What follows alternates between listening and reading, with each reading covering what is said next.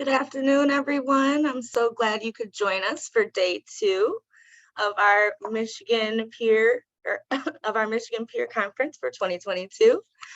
My name is Kiera Searles, and I have been a peer for almost 4 years.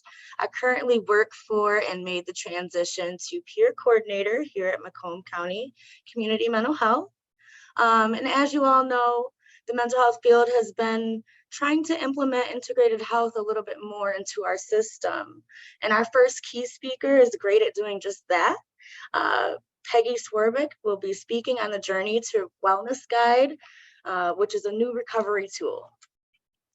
Peggy is Associate Director of the Center of Alcohol and Substance Use Studies and a research professor in the Applied Department of Graduate School of Applied and Professional Psychology. Peggy has also worked for 25 years at the Collaborative Support Program of New Jersey Wellness Institute, creating innovative wellness initiatives and tools. She developed a strength-based 8-dimensional wellness model to promote recovery from mental health and substance use and wellness self-care programs for caregivers, families, youth, and professionals. Peggy is known for bringing the voices and needs of people to the table by collaborating with the peer community, family groups, to identify and address social determinants that are barriers to recovery and wellness. She's made significant contributions to the body of literature in occupational therapy, nursing, and community behavioral health practice. She's focused on wellness, peer support, health disparities, and social detriments of health, employment, trauma, and self-care. Sorry about that mouthful, and sorry for looking away from the camera. I actually have another monitor here. But without further ado, let's listen to Peggy talk about the Journey to Wellness Guide, which is a new recovery tool.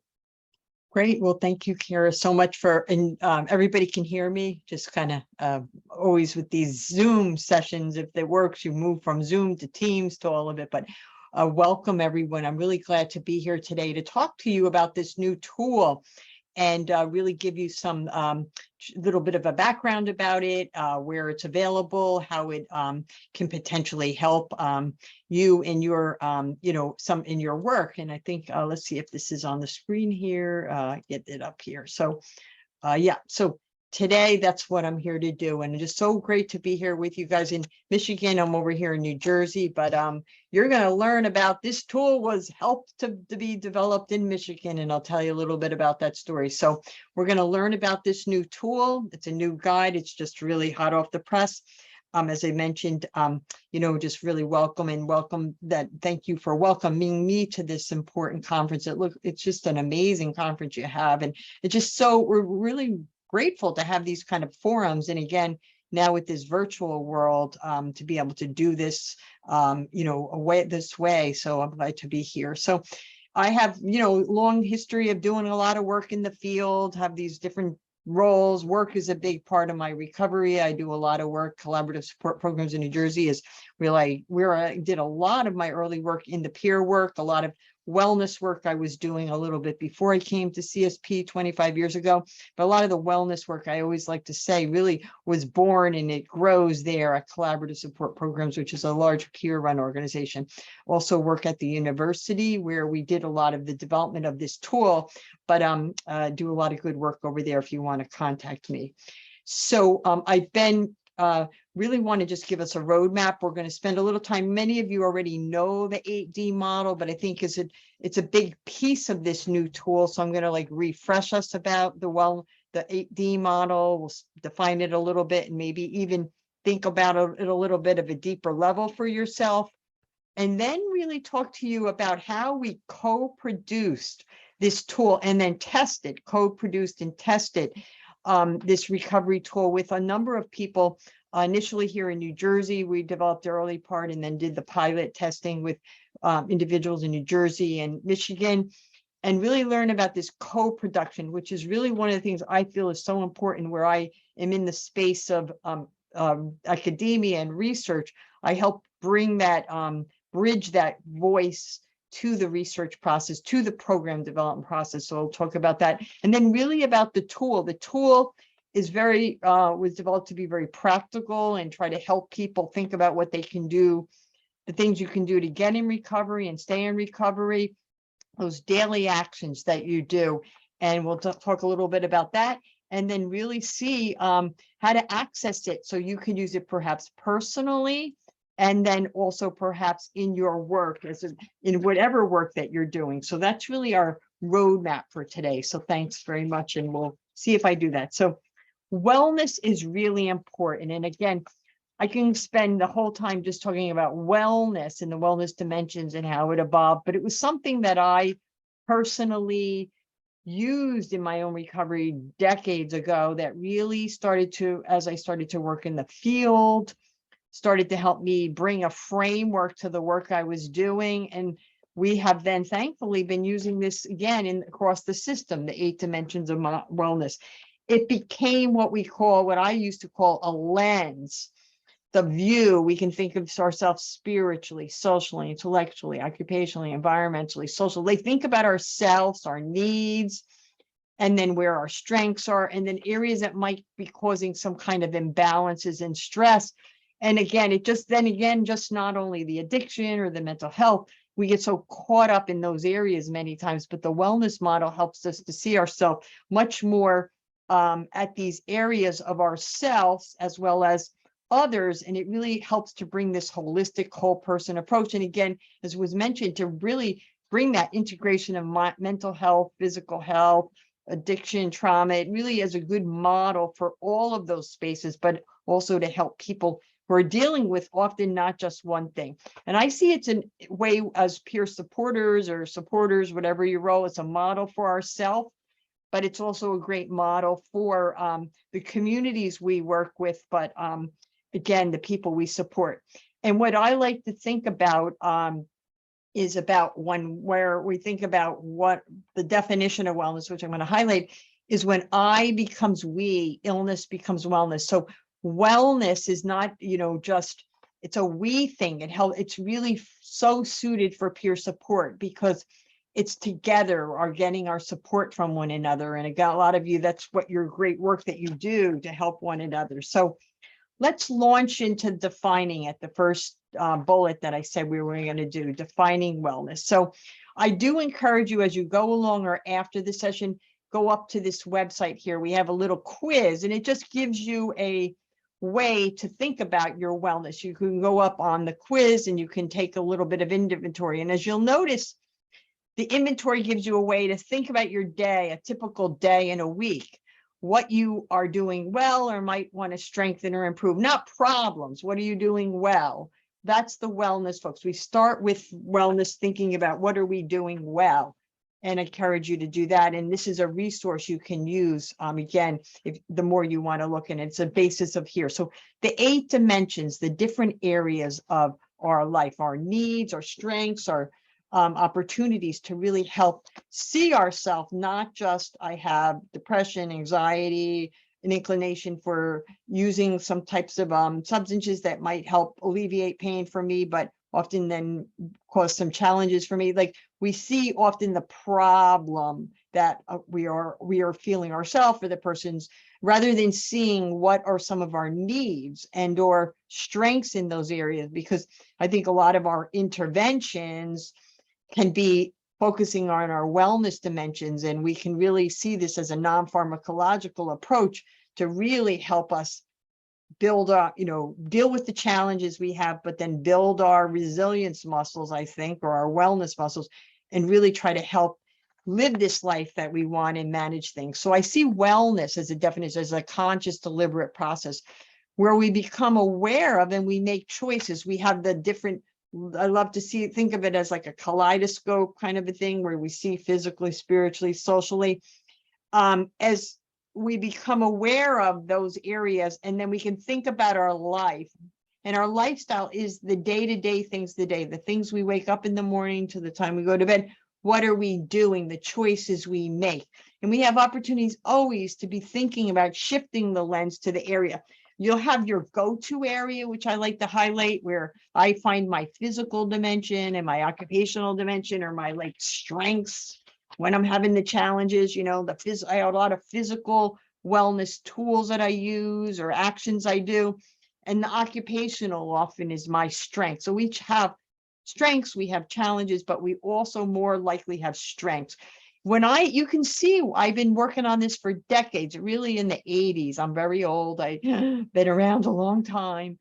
But I started with the wellness many years ago, personally, as I mentioned it, and brought it into my work in state psychiatric hospitals. I've done this work in forensic facilities and a lot of different settings, and now bringing it to different groups that are very interested. You see some of the first publications I have are a long time ago. So it's evolving. It is a very, very appealing approach because it's so strength-based and person-centered, and it's just practical. That's the other thing I felt that why people said it got so popular. It became practical and it became something we could do. It wasn't thing you had to buy or, this thing that you have to, it could be, and it can be self-defined. And what I also think about wellness is so nice. And this was really for me, my own, was so great because illness and problems, I just filled my head with that. But I realized wellness was I could still have a mental and emotional or some addiction challenge in my life, but I could have wellness. It's not just the absence of this illness or thing, but it's that presence of that purpose and meaning in life. And that was a big one for me. And I think for many people, again, involvement in satisfying work and play and having that balance and finding that balance, having relationships, good relationship, the healthy body and environment. And again, this was when I was trying to now bring this to the field and people telling you wellness, what is wellness in mental health? People bashed me for years about this, but I was trying to find literature on writing about wellness and there wasn't a lot, but you can see this article here was written in 1961, 2 years before I was even born, was someone on a public health level was talking about this. And it's, again, I'm glad to see it in our work today, but it's been around, but it's taken a while to get it into us accepting it.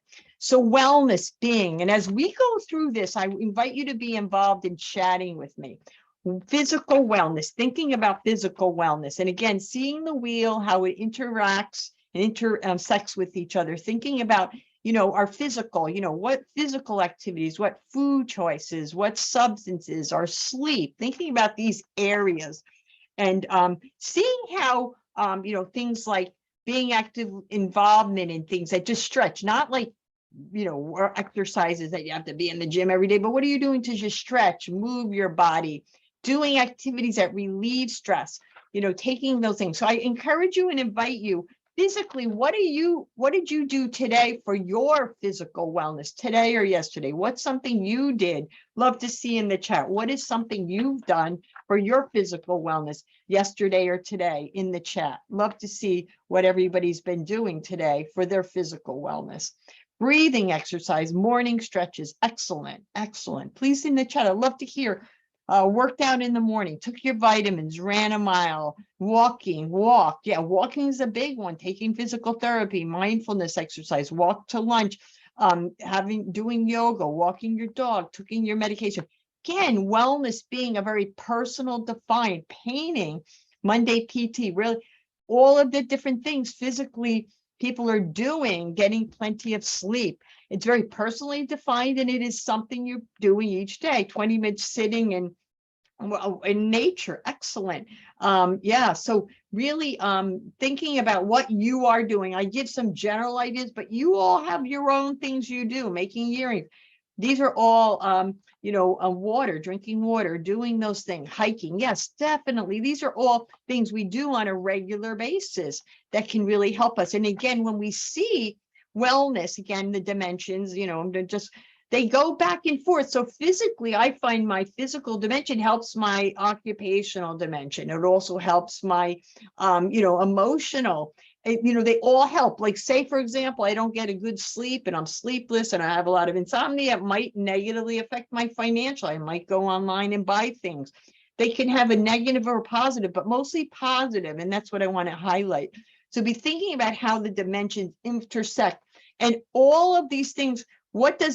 How do we each define each dimension? It's personal for you. And that's really important when you're working with people or for yourself. So great. I'm going to be asking as we go along to each of the dimensions. I love to hear. And it's having that balance, just breathing, as I said, breathing, taking that time to breathe, getting outside, So just really doing stuff you can do. And again, yeah, if you have challenges, it's adapting to those challenging and finding things that you're going to do to help yourself to get out. Intellectual wellness.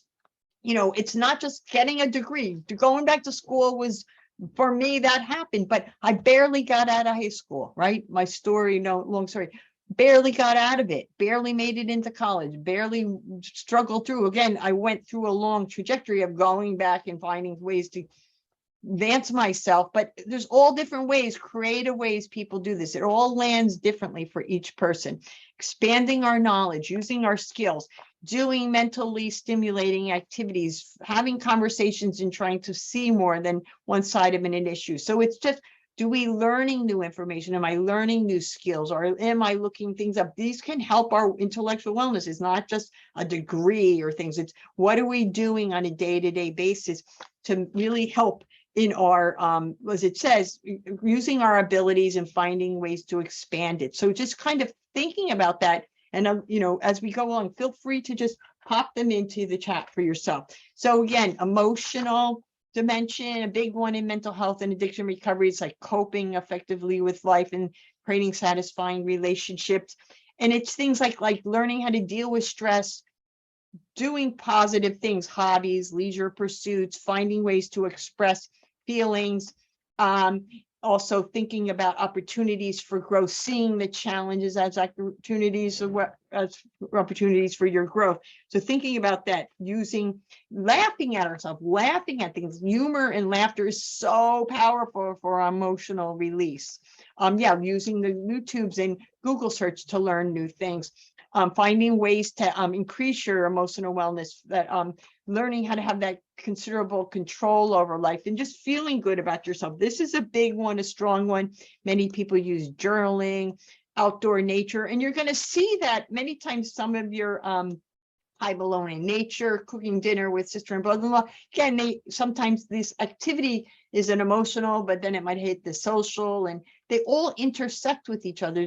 Which is really nice. Going to the beach and relaxing sounds really nice on a day like this. I don't know if you've got the heat wave we've got here today. Golfing with your kids, going for walks. Excellent. Yeah, I love hearing it. And one thing I like about this sharing, and I encourage you to share when you're teaching each other about wellness, because some of the things that I'm doing today were learned by hearing from others when I got stuck. I used to be a swimaholic, and swimming was my only outlet for my stress and everything. And I got to a point where swimming was not doing. I couldn't even get that info. There was 30 something years almost of swimming helping, and it wasn't helping. And I remember hearing about what other people were doing, and I started trying it. And now I'm doing yoga, Pilates, and walking, which is a nice to have a variety of just not swimming. So share with each other, and love to hear and learn what you're all doing. Crying, yes, crying is important. Oh, I love this vegetable smoothie. Yeah, great things in here. Raising a butterfly garden and butterflies, amazing. Sitting on the porch watching and listening to music. Being in nature, wonderful things. The gardening, oh yeah, that's a big one for a lot of people. So yeah, these different ways, just we're wrapping our head around the dimensions before we get to the book. That is a tool that's going to help activate these daily actions that you can help do yourself, or you can help others. Financial's a big one. And it's not like becoming rich and famous and having lots of money. That does not help often. Sipping coffee, watching hummingbirds. I love that. But financial wellness, satisfaction with current and financial situations. Everyone check the chat. We got some amazing things, and maybe we can save it and share it with people. Because like I said, I got my new ideas stimulated by people's sharing of their what they do for their different wellness. But financial is a big one. And this is a stress strain, causes a lot of real stress in people's life. But again, helping people to just see what is my situation, having that sense of do I know what I'm spending my money? Am I able to plan or know what I'm doing or work within my budget? Am I able to just balance the bank account or get a bank account? Making education decisions, yes. Thinking about finding ways to just making comparison shopping, resisting impulse spending when finances are limited. But yeah, having a plan. This is a big one. And if anyone's interested in financial wellness, we just recently developed a curriculum, and we have a randomized control study of a very great curriculum peer supporters can do around financial wellness. So more on that if you're interested in that. But again, what financial wellness. So then social, also another big one with mental health and addiction recovery, developing that sense of connection, belonging, sense of it. So, having people to support me, that's all of you guys, that's the key of your work, right? Helping others, belonging, communicating with people, having people in your life to help you, having that really important.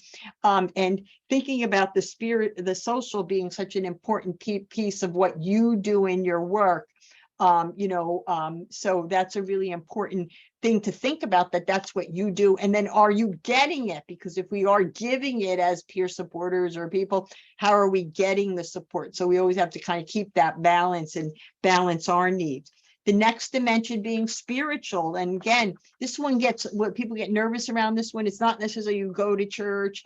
Church is for some people, that's the way they do it, but it's really that sense of purpose and meaning and life, and having a sense of that, and also kind of thinking about, the values and beliefs directing, being attuned to your values and beliefs. This was a strong one for me that was really challenging for a lot, still it is a lot of times, but that was one that really had helped me to center in my recovery, is getting a sense of my values and beliefs, and then starting to use them to guide me in my decisions and my activities.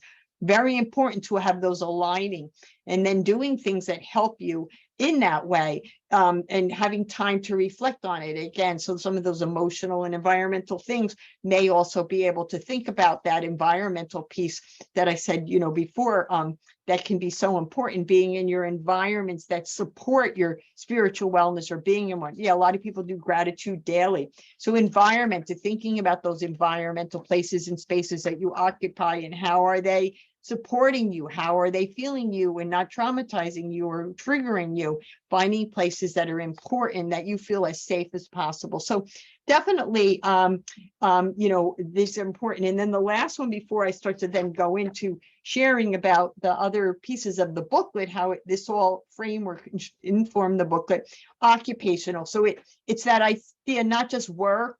Yeah, people wrote plants, and plants can really help with people with the environmental.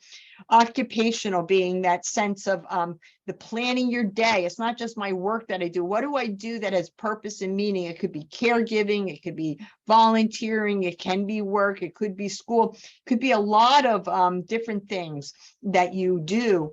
And it's using your strength, things that you're doing, use your strength, use your passion, and are consistent with your values. So really being in that sense of productivity that you have, and having that balance as well as, being able, occupational helps you provide that structure and purpose in your day. And really then, are we doing things that really bring us purpose and meaning? And the balance becomes hard for us in the work that we do. So it's important. So yeah, this is probably a refresher for you, but I encourage you to keep using it, because it does it. And part of the what I talk about with the model of wellness, with the ABC. So it's the attitude, it's that frame. I like to think about when I start to get stressed or whatever, I think, okay, Peggy, focus on the physical dimension. Okay, what can you do? Focus on the social dimension. So I literally really try to use it as a way to shift my attitude to what I can do, especially when I start to have those triggers or signs. And it really can help me. It's been so centering. Again, it's a process. Now, it's not perfection.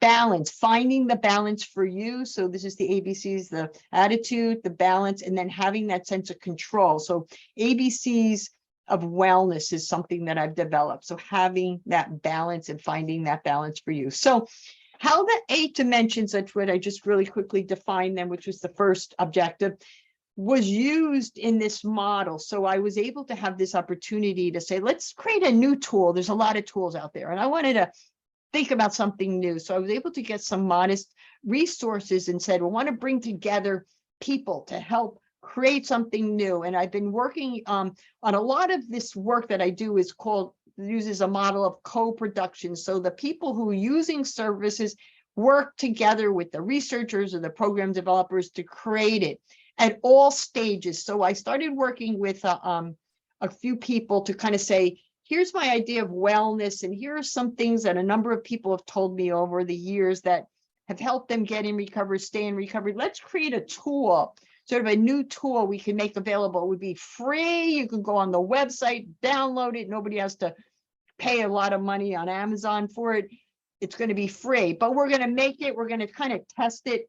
And that's what we did was I worked together with initially with a small group, then I organized another group. And then the idea with co-production is you value the experience. So it wasn't just Peggy putting this out there. I put that wellness out there, put this frame out there, but then we worked together with a small initial group to really help to think about ways we can then, how is it going to look? Where is it going to look? What are the things? And it really informed. And again, it's starting to keep it moving forward. So we were able at the Center of Alcohol and Substance Studies at Rutgers get this modest funding to do this. And the plan deliverable was to create this guide. And then the guide would also have tips for people to use. And so you'll be able to get this afterwards, or you get it, it's free, downloadable, all of them. And then I wanted to pilot test it with a few people to see, okay, does it work, or how could we make it available to people? What could be in the tip sheet? And that's what we did. So it was a pretty quick turnaround time. So we initially worked around October. I initially got the first outline, and then I brought together a few people, 2 or 3 people, and then we got together another group of about 6 of us. We basically started to meet over this little time between November, December, and January, a small group of people, and we literally created the guide that you see there, the majority of it. We got it, we drafted it, we worked with the designer, and then we finalized it. And then I started to recruit, and that's why I want to thank Jose and a number of people from in Michigan were really helped us to be the pilot testers there in March and April, where we actually piloted it, which I'll talk to you about in a minute. So we got the book together. We said it was going to be about a 20-page. They wanted it to be simple, lots more white space, so it would have lots of, not a lot of writing. But they also said nobody's going to read. Some people will like the larger one, but we need a smaller one. So we created this pocket version. That was something we hadn't planned, but that's co-production for you. The group said that. So we created this double-side sheeted book that you can download, and tried to create the simple graphics. And it was the ideas for people to start or continue their journal. What are the simple actions? We don't go into the details I just went into with the dimensions. Dimensions are just there for people to define themselves. But what do people say? Unplugging being important, connecting being important, sleeping being important, and do good. These 4 things. So connecting with supporters, being around people, quality connections, and how to give and get the support. That was one of the concepts that was outlined there and is in the booklet, is that connection. And many of us could attest to that. Really helps a lot of us. And not in any order of these, they're equally as order. What else could people do is unplugging, being in that present moment, helping you to unplug, whatever that means. Unplug, pull the plug out of the wall, turn off your phone, go out into nature, whatever it is, to be able to hear, having that little quick pause, and it helps you to reset. And doing that, stopping. Some people talked about the affirmations, the gratitude, the stopping and the breathing, just doing that. I have those little rocks. That's why I put it in there. It reminds me to stop and unplug every once in a while, because I'm just like the energizer bunny at times. But I have to remind myself at times, because otherwise that imbalance happens, right? So unplugging, sleeping, again, another one that was decades of my own working on this wellness and refining that sleep one. And I definitely, sleep is the best one for me now, but it gets a little, and I have to continually work on that sleep. But that is my number one, besides work, pill for me. That's my medicine. And then doing one good thing for you're out there, a small act of kindness in the world, looking beyond yourself. So these 4 simple things that aligned, and they're all in this book. You can find them. So this just gives you a little bit. And if you go into the book, it maps it out. And then on the page, there would be a worksheet. So like a little worksheet that said, just the simple steps each day. You can choose 1 or 2 daily actions, find the one that works for you. So it kind of has the material, the information about it. And then this would be a worksheet. You could yourself make yourself the note to remind yourself what you were going to do. or if you're working with someone else, you can help them to write it in the book. So it's all in this nice little booklet. We got a lot of good feedback. So then we did it. And again, I think we actually missed a step because I probably should have not finalized it before we got it to our people who our group that from Michigan and New Jersey, but we actually had a draft. I mailed it out to everybody and I invited them to a meeting about it, a little sort of a training. Yeah, you're going to receive a copy where you can use it and you'll get the link to it and you download it. So we invited them to the training, co-production in action. Then here, use this for yourself in the next 7 to 10 days. Just set aside 5 minutes, whatever, read a section, look at it, just spend time. And then I sent a survey to those people that came to that. And then after they did that survey, I said to them, sent out a little bit of a notice and said, okay, share this with others over the next 7 to 10 days. Ask them they're interested, share a copy, maybe read it together, and then maybe kind of follow up with them. So that's what happened. And I'm going to give you the results of that. So the people that used it for themselves, it was individuals from Michigan and from New Jersey that participated. Thank you, Jose, and a number of others that really participated. I want to thank them all for their feedback was just amazing for this. How often did you review? And people said, and this was about 18 people in total that did this, and about once a day, half of them, and then some of them after a few times, but not every day. So it was kind of a range, but people were kind of using it. It was kind of interesting in that short amount of time for themselves, reading it, doing it, talking about it. So that was nice to see. It was being used a little. And then on average, how long was it? So again, we asked them 5 to 10 minutes, and that's what we kind of got. Maybe we would have asked them longer, but I didn't think. I felt like 5 to 10 minutes. We wanted this to be a book you could pick out of your pocket. You could read on the bus. You could read in between something. Not a huge manual or something. It's something you can just pick up. Less than 5 minutes a few, but then some people did more than 5 minutes, spent a little bit more time with it. Then what did you find most useful about the content? The daily actions was big. People really, really, really liked the daily actions. And again, that was a theme over and over again, but the others were, as well, people liked that other, but the daily action section was really interested. And again, it also goes back to the dimensions because it does relate to the dimensions. What am I doing in my daily actions? And so it was really good to see that. What did you find most useful about the content? And it was, again, the daily actions and the shortness, the length of it. And again, like that's why we have the 2 versions, though, like the 1-pager front and back, and then there's the larger book that was there. But some people did like the inspiring messages, the color and the design. The color and design, something we're working on it. Mostly everybody liked it, but we did get some feedback later after it was we had it with the color. So I'm actually working on something to try to rework another color because it's really hard to find the right colors. But that was some feedback we got, and we're trying to address on that. So that was really good. But what do they say? Not what the numbers are. Better habits and daily actions, a daily reminder to help me organize my day. Stopping in the day for my self-care. Self-care was a big thing. These are this reminder for that. Help me to improve my sleep. Chance to reflect on my day. The guide was a daily reminder to prioritize or at least focus on my wellness. I kept it on my work desk all week where I can see it. It reminded me of its principles and helped me think about my wellness. So it really helped people have this reminder for themselves that something they can do. And it wasn't like going to take a lot of time. It was simple. It was there. That was a big feedback that we got. This was the people that tried it out. It was peer providers. A few case managers were in that group. So then this one also said taught me about new things, how to improve my wellness that I did not do. I really expanded my knowledge to improve my overall wellness in a quick and easy way that did not take much time. It reminding me that even doing one new action is good enough. One action, simple action. I don't have to make it more difficult than it has to be, and don't have to pressure yourself. So that was a nice feedback for the individuals that we got, the qualitative. And then again, people gave feedback through a survey. And then later we actually, with this group, which I'll show you too, is got feedback on how to create some tip sheets, which those are also available for you on the website that I have there. So then they did the 7 to 10 days with engaging with others. They used that. Everyone just kind of did it.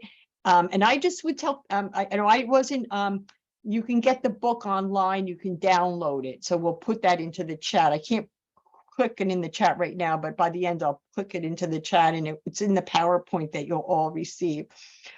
So were you able to review it with at least two people? And yeah, we were like amazing. We had a group that was like on fire, more than two people. Some of them did it with, it was like, wow.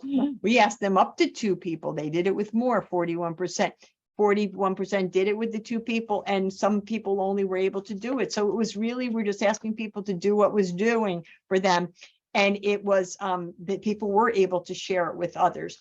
When they talked about the content, now this was a different, the first group found the daily actions was higher, remember? This group, it was kind of a mix. So they were doing it with people they were working with, they were serving. So thank you, Jose, for putting that in the chat there. It's in the chat if you want to go in there and look at it.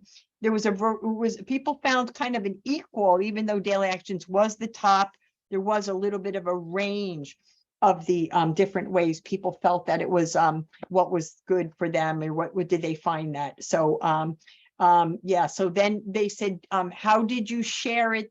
Giving the printed guide, sharing the link. So that's the greatest. So you share the link, you can share it paper-wise, the print copy. Or just discuss it with people. Some people found like, well, I just started to talk to someone about it. I wasn't sure if handing them the book was too overwhelming for them. So again, there's no rights or wrongs here. It's whatever you feel the best was helpful. And this was really good feedback for us. They did they did spend a bit. Many people did spend 15 to 30 minutes, about almost close to, 41%. The other up to half was the 5 to 10 minutes, and then a little bit less. So again, kind of similar to the other group, but a little bit more time. And I think a lot of people found it was really helpful to do with people in a sense. How helpful is it in supporting others? Some of the feedback that they said that they liked, that the feedback was they appreciated the simplicity of the pamphlet and how actionable the suggestions are. They were interested and appreciated the content and were able to use it for the goals that people had. Great conversation starter about wellness and introducing that to people. So people felt like, again, it opened up some conversation. And then people feel comfortable and they know they can go at their own pace. So that's the biggest thing about it. I didn't want to say step 1, this, step 2, that, step 3, this, you didn't do it right. You didn't do it right. That's what usually we'd be told in these kind of manualizations. This is like, see where it lands, see where it fits, make it fit. Whatever works for you is the right way it's going to be. So that's important. But, using it in a way that seems that you can really customize it for yourself as well as others. Encouraging the importance of routine, it's doable and simple, was another feedback that we got from people. So the other thing that people said, this was really kind of nice. Wow, what a powerful, relevant, and practical self-help manual. That's what we wanted it to be, a self-directed resource to use with people in their trek towards wellness. The journal is succinct, very comprehensive. It addresses multiple aspects of one journey to becoming the best versions of themselves, from recovery from addiction, trauma, self-hatred, lack of purpose, depression, abuse, or terrible battles that many struggle each and every day. I only wish I had a tool like this early in my road to recovery. I'm certain, and it will be very meaningful, helpful resources as you move forward and implement. So these were the words that we got from the person who was doing it with it, got that feedback from the people that they were supporting with it. These are the voices of those individuals. So really, we were so happy about that, to get this feedback and then start to think about, okay, how could people use it? So then what we did, the group together, Jose, his team out there, and a team of the folks from New Jersey got together, and the bond with the group was amazing. It was just so cool to have that doing this in 2 states. Came together and gave feedback to say, okay, how would you use this yourself? How would you use it with others? And then we generated ideas about a group. So the tips for using yourself, there's a little bit of longer version of this online, but just to give you some simple things. the big thing that we heard was like, put it where you can see it, figure it out where you can see it. Where is it going to be in your space, and that was one of the things early in the group back in November. They were like, it should be in a pocket. We also thought about a pocket version of it, but keep it where you can see it. And then people found, and then it was different. Some people said more at the beginning of the day. There were some people that did say at the end of the day, but figure that time interval in your day where you might make that time to just glance at it a little bit. And then just even if it's a couple of minutes to glance at it, that was a little bit of a help. So that's really related to like putting it or placing it in a place that you can have access to it easy enough. And again, sometimes when you do it, some people found they translated into their other calendars or their other resources that they had. They found that it actually translated into those things, and they were able to kind of write it down and start to track goals for themselves, and had some, everybody has different systems. So these were tips for using it yourself that people said, and there is a few more on the website that you can go to and you can see for yourself. So as peer supporters, case managers, people in the work, the tool is useful for you. Self-care, that was a big thing some of the peer supporters said, was this is a self-care. This is great work, but it's tough work. It can be challenging work. It can be very, very stressful work. So we have to remember our self-care. So that's one of the things that it could be for yourself. The tips for sharing with others. Some of the tips was it's suggestions, not advice. You don't want to be saying you have to do this. And we really, in the design of the book, we had like way more suggestions, which actually I still have to get the time to put them maybe in a thing, because people had a lot more suggestions, but we were trying to stay away for here's some ideas, think if these work for you. And but don't be telling people what to do, using them to guide a dialogue, a suggestion. Maybe it works for people. Asking the permission to share, that's a very important piece of peer support anyway. Again, that's one of the things that people said that was important with sharing. And help the person just customize it for themselves, figure it out for them own self. And the other piece for the sharing with others is the daily actions piece was, if you're basically, daily actions, and it really helping people to put that into the routines, and it really helps to encourage routines. So that was a big piece of it. And again, staying away from that advice is a big piece that was important. Then the last thing, which so it was for yourself, how do you engage with others?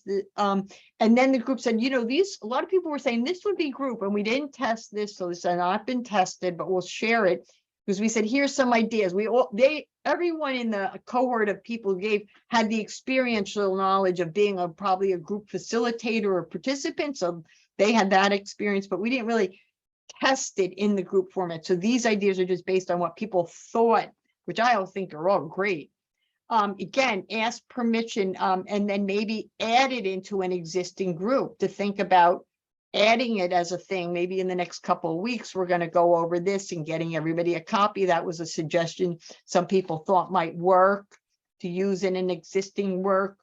For if you're going to just set up a group on it, the thought was like, maybe don't just kind of do it over the period of time, not all at once. It could be too overwhelming for people.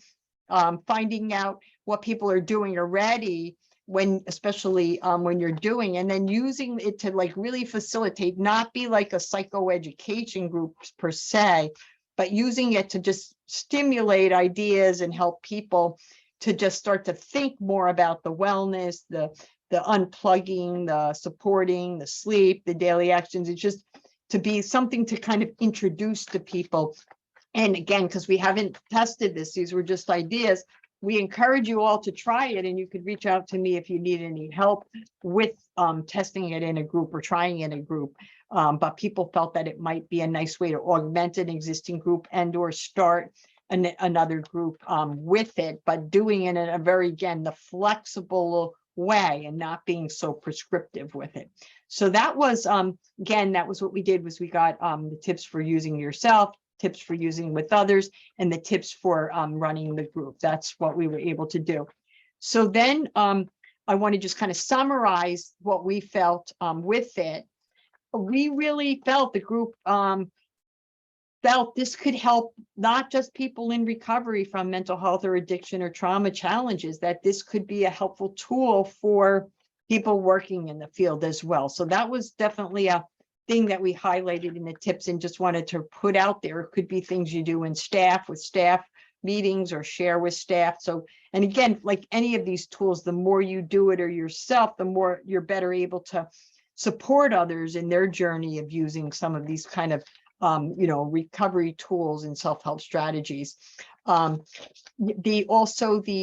Any small action can be to make a difference. So, all of this materials, the unplugging, the connecting, doing good, focusing on the wellness, any of these things can make a difference. And again, that's why I showed you the wheel of wellness, how it all affects. Remember, I showed you the earlier on how the physical dimension affects the emotional, social, all those other, and they all have a back. So anything can make a difference. And even that 3-5 minutes of time, you just don't know how it can do.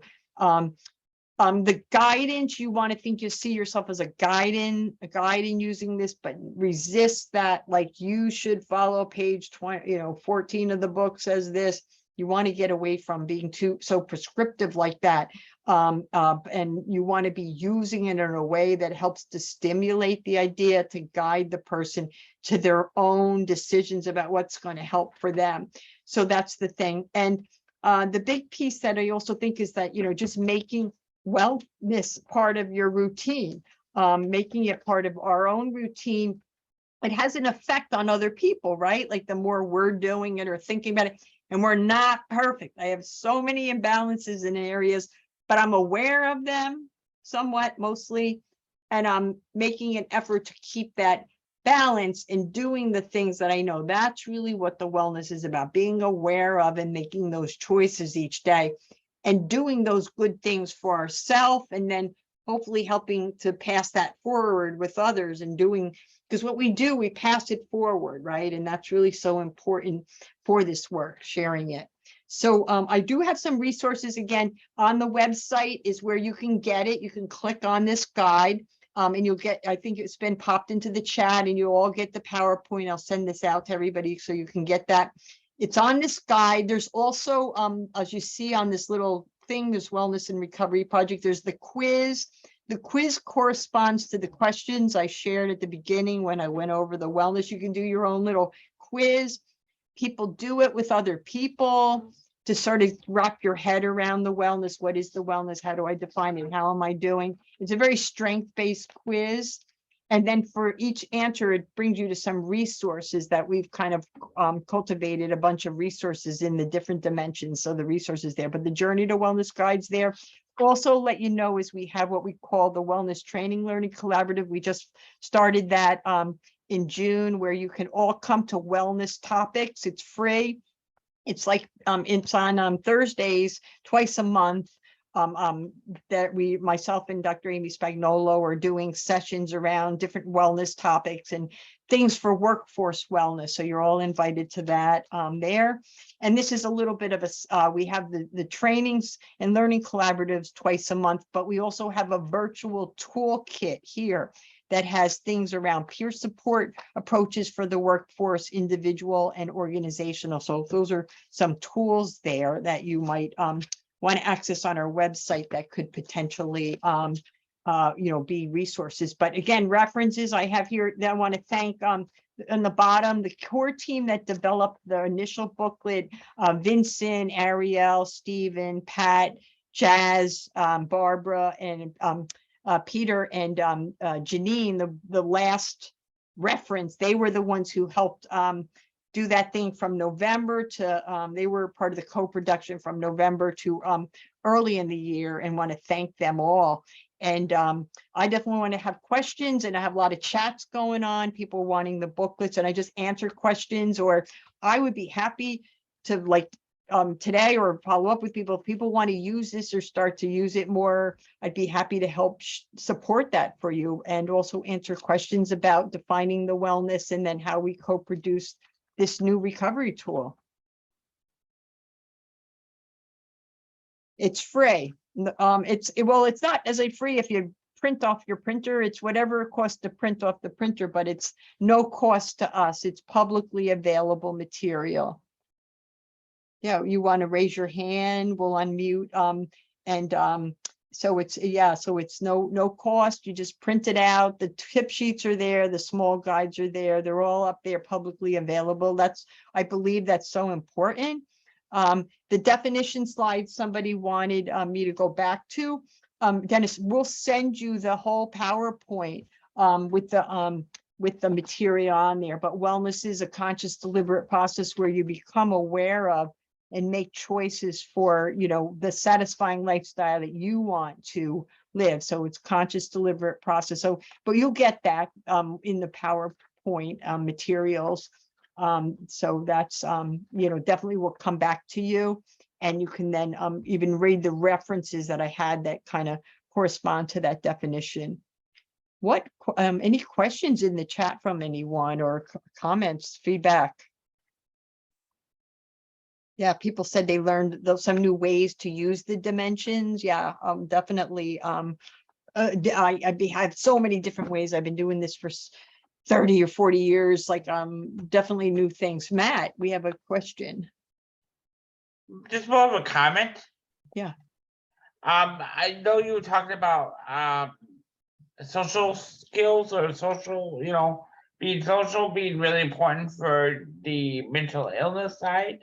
I work on the developmental side. I find that that's very important on the developmental side as well. Absolutely. The whole social thing, because on our side, we don't get to be able to go out a lot because of our disabilities. We can't drive. So because of that, we don't get that social connection a lot of times, unless it is with a peer or a peer mentor in our case. And so that's really big, even on the developmental disability side, not just the you guys' side. I hate to say you guys. No, it's a human need, Matt, right? It's a human need, regardless, we're humans, we're people, we need that social connection. We're all human. We might have this label or whatever, but we're all human, and the connection with someone and the support from other is powerful. There's research that shows different medical health issues can really be a healthful healing component to social support. It's definitely, you're right on there. And I was trying not to use the labels because I find those triggering myself, some of those. So I was trying not to, but yeah, but it's in our thing. But no, it's definitely a social support, it's a piece, and that's why it's so great. All of you do peer support. Peer support is such a wonderful service and support that's available that we do. So it's definitely very essential. And I've been a peer mentor since 2012.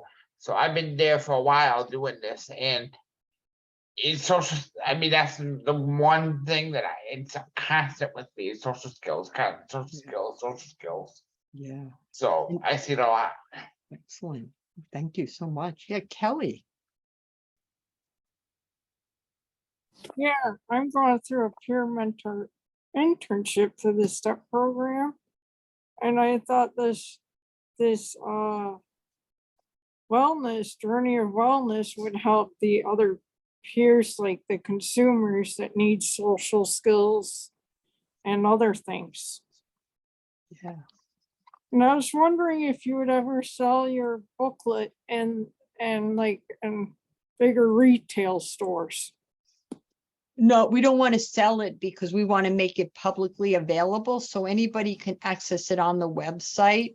Okay. So it's free. So it's not for sale, it's for free, which is odd in the field, right? It's like nothing's for free, but it's for free. I mean, it did cost us to develop it. We got a modest amount, and we try to help, compensate people modestly for their support on doing this. But we definitely want this to be free, publicly available. That's a part of my mission, is to make things to be available to people and not have to go through hoops and spend a lot of money on things. So definitely you can download it, save the PDF file. If you're working at an agency, maybe they could send it out to the nice printer.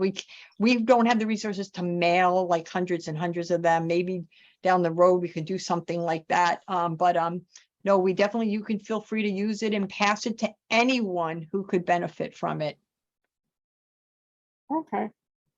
But yeah, thank you so much. But yeah, no, anything anybody wants to, feel free to send me an email, follow up with questions. If you want to share this more with people or you have ideas on getting it out there, that was the idea, was to develop this and get it. And then we're going to be working to get it translated into Spanish. It's taking a little bit longer than I wanted, but it's definitely going to happen. And potentially some colored adjustments and potentially some new tools that will be some offshoots of it, where I'm working on getting some resources to help support that. I can do it all. It's just to make it look nice and then to bring people to the table. I don't want to ask people to do stuff and just out of the goodness of their heart out of it. We need to helpfully be able to involve people in meaningful ways and value them through some of this co-production process where we can pay people a modest amount to help, and maybe even more, and then it's paying it forward, keep paying it forward and sharing it with the world. But no, we thank you so much for this. You guys were great. I love the chat and I love learning what you're doing. Somebody can share some of those things, new ways of doing the wellness. You learned a little bit about the co-production and then how we developed this tool. And it definitely was definitely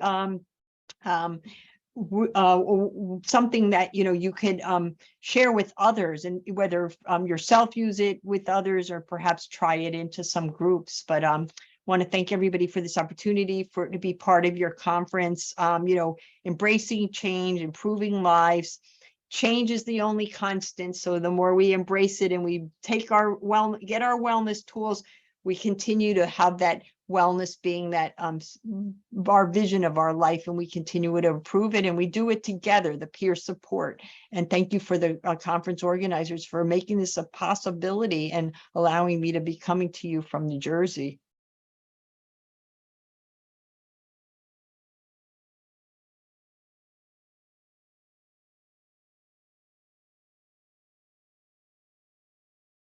I think there's a let's see, is there another yeah, the change is here to stay. Yes, constantly. Yes.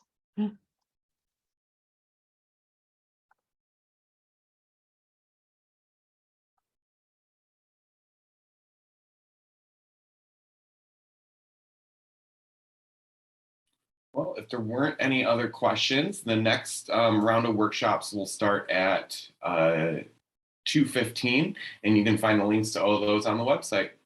Yeah, great. Well, have a good lunch, have a good break, and continue to intellectual wellness, emotional wellness, and social wellness. You'll benefit from being in this amazing conference, and many other dimensions too will probably be activated. So thanks.